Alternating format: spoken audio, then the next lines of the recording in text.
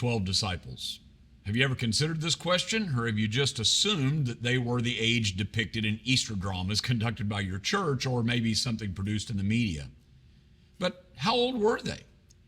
Well, probably the first image that came to your mind at considering that question was a group of adult men, somewhere around 30 years of age, contemporaries of Jesus, in other words. However, let's consider the following. Have you ever heard of the Mishnah? This was a collection of the oral teachings of the Jews. So this was not the law given to Moses on Sinai.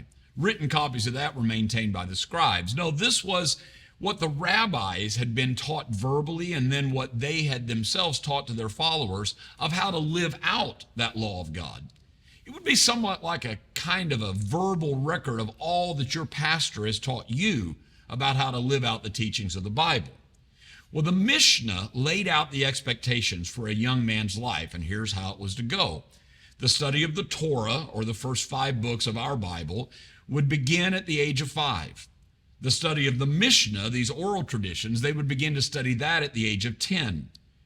Formal studies with a rabbi took place between the ages of 13 and 15, and then at 15, if the young man was exceptionally gifted, he might be chosen by a rabbi to be tutored further.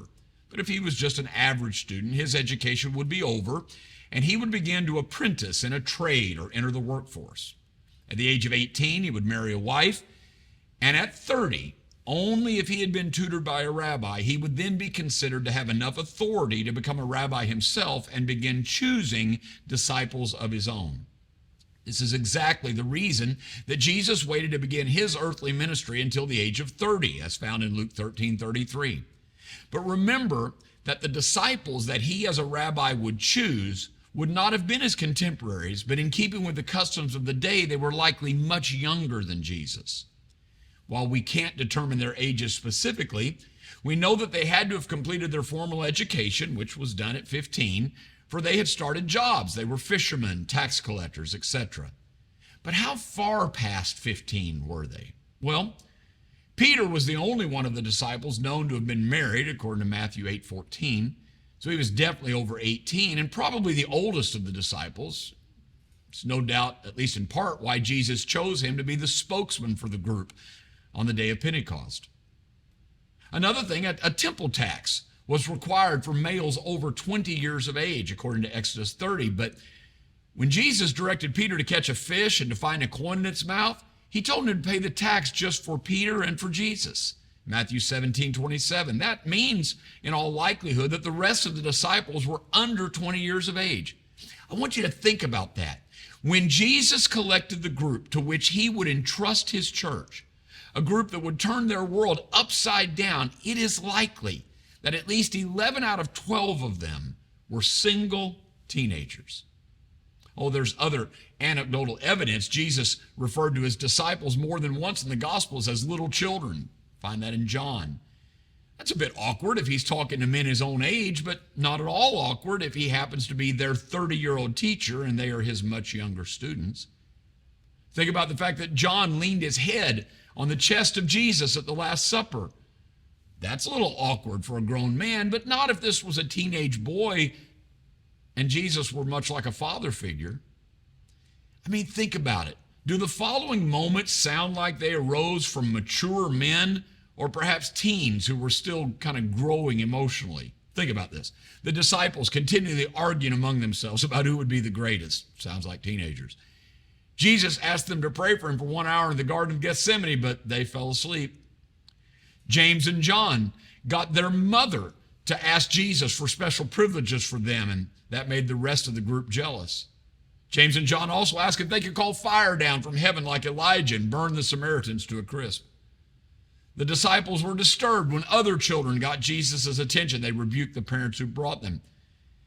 And even though some of them would work with their fathers on boats, they were terrified of a storm on the Sea of Galilee. They often didn't understand what Jesus was saying. They ran away on the night he was arrested. John even wrote in his gospel that he beat Peter in a foot race to the garden tomb, and he pointed out that Jesus loved him the best. My point is this.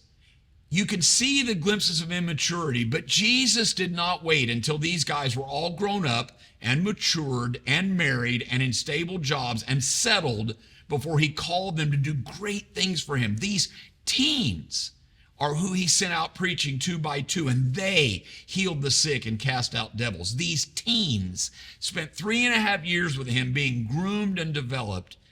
And when they stood up with Peter on the day of Pentecost for the birthday sermon of the church, some of them were probably still in their teens.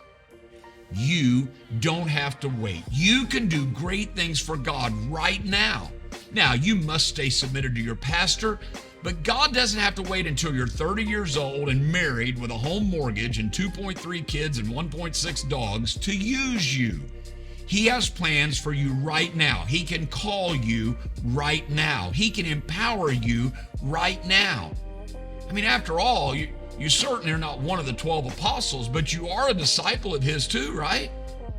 A teenage disciple of Jesus Christ, just like John and James and Thaddeus and Matthew and Bartholomew and Philip and, well, you. Don't wait.